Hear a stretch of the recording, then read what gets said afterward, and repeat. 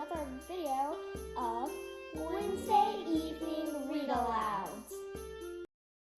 Let's watch Bubble Fluff!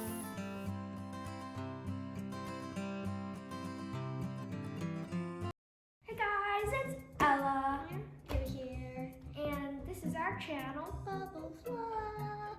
Today we're going to be continuing to read from Harry Potter and the Sorcerer's Stone by J.K. Rowling. So let's get to it. So I'm just going to continue from where we left off last time again. So, yeah.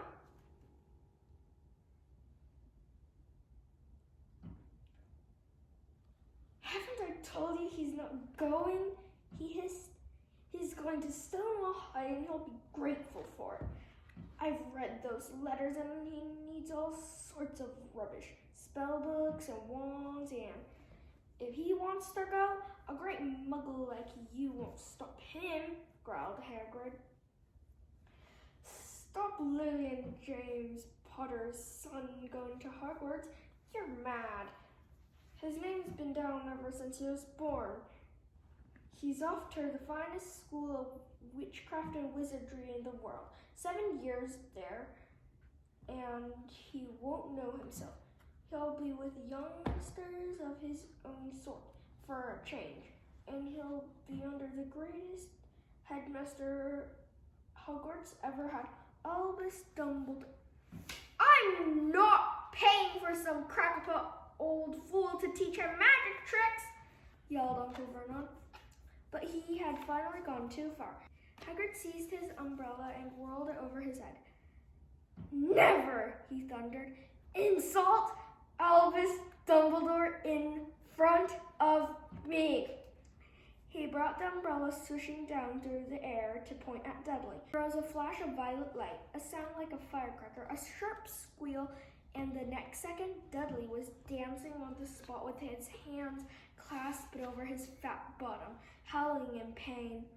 When he turned his back on them, Harry saw a curly pig's tail poking through a hole in his trousers.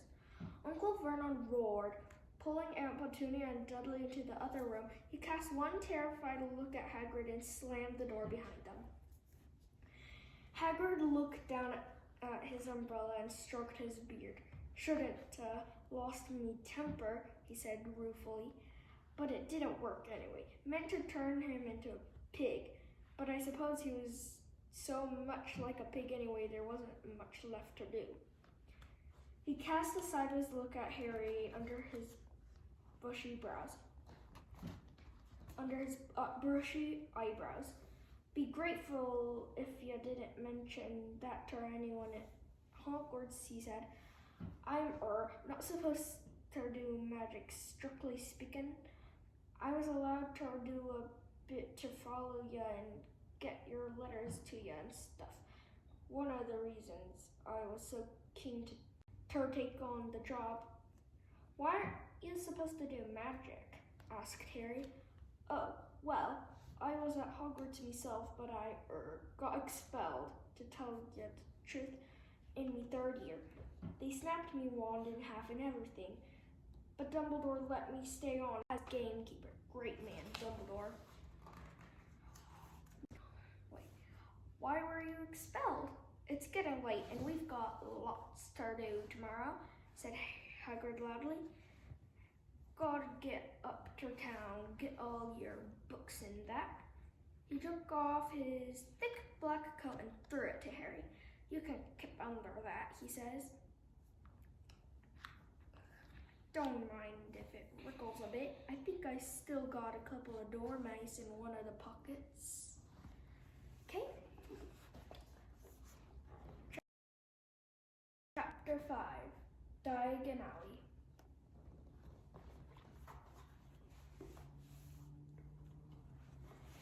Harry woke early the next morning. Although he could tell it was daylight, he kept his eyes shut tight. It was a dream, he told himself firmly. I dreamed a giant called Hagrid came to tell me I was going off to school for wizards. When I open my eyes, I'll be at home in my cupboard. There's suddenly a loud tapping noise, and there's Aunt Petunia knocking on the door. Harry thought, his heart sinking, but he still didn't open his eyes. It had been such a good dream. Tap, tap, tap. "All right," Harry mumbled. "I'm getting up." He sat up and Hagrid's heavy coat fell off him. The hut was full of sunlight. The storm was over. Hagrid himself was asleep on the collapsed sofa, and there was an owl rapping its claw on the window, a newspaper held in its beak.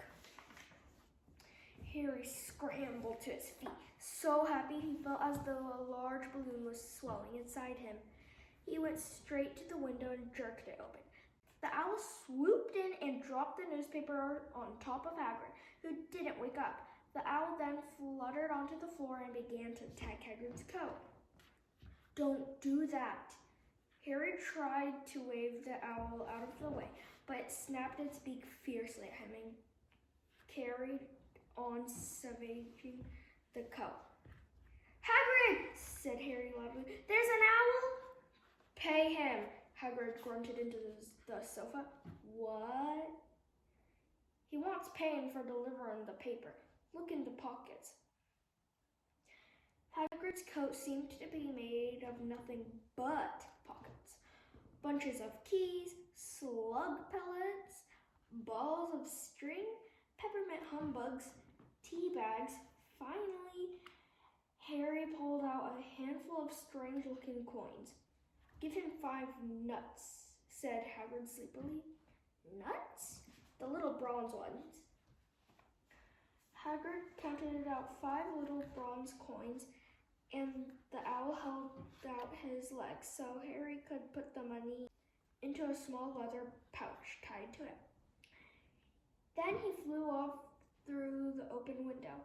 Hagrid yawned loudly, sat up, and stretched. "Best be off, Harry. Lots to do today. Gotta get up to London and buy all your stuff for school." Harry was turning over the wizard's coins and looking at them. Harry had just thought of something that made him feel as though the happy balloon inside of him had got a puncture. Hagrid?" said Hagrid, who was pulling on his huge boots. "I haven't got any money, and you heard Uncle Vernon last night. He won't pay for me to go and learn magic." "Don't worry about that," said Hagrid, standing up and scratching his head. "Do you think your parents didn't leave you anything?" "But if their house was destroyed..." "They didn't keep their gold in the house, boy. Nah, first stop for us is Gringotts, Wizard's Bank. Have a sausage, they're not bad cold, and I wouldn't say no to a bit of your birthday cake neither." "Wizards have banks?" "Just the one, Gringotts, run by goblins." Harry dropped the bit of sausage he was holding. "Goblins?" "Yeah, so you'd be mad to try and rob it." "I'll tell you that." "Never mess with goblins, Harry. Gringotts is the safest place in the world for anything you want to keep safe. Except maybe Hogwarts. As a matter of fact, I gotta visit Gringotts anyway, for Dumbledore. Hogwarts business." Hagrid drew himself up proudly. "He usually gets me to do important stuff for him. Fetching you, getting things from Gringotts. Knows he can trust me, see?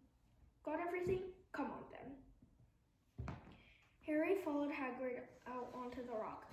The sky was quite clear now, and the sea gleamed in the sunlight. The boat Uncle Vernon had hired was still there, with a lot of water in the bottom after the storm.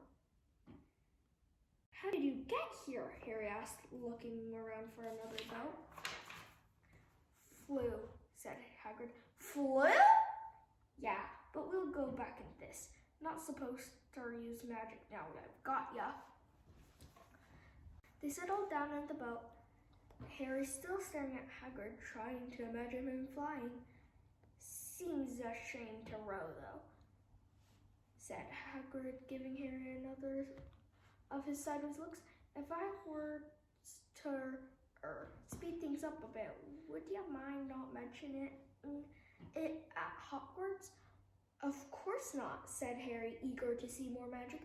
Hagrid pulled out the pink umbrella again, tapped it twice on the side of the boat, and they sped off toward land. And yeah, so that's where we'll be stopping today. So thanks for watching us today, and I'll see you next time. Bye!